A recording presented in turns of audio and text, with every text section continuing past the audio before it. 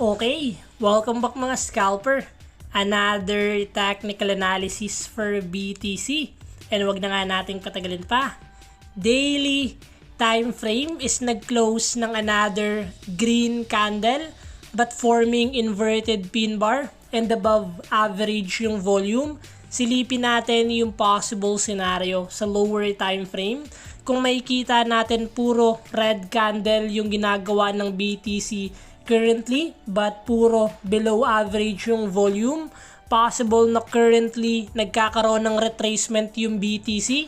So what we expect sa ganitong scenario, the moment na basagin ni BTC yung support area natin, possible na magkaroon tayo ng weakness sa buyers and possible dumiretso pa yung retracement.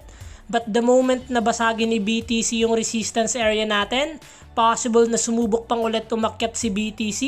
So we will always wait na lang kung saan magbabasag si BTC. Kung babasagin niya ba yung support area natin para magkaroon tayo ng weakness sa buyers or magkaroon pa tayo ng another uptrend momentum the moment na pasukan tayo ng buyers kapag binasag niya yung resistance area natin.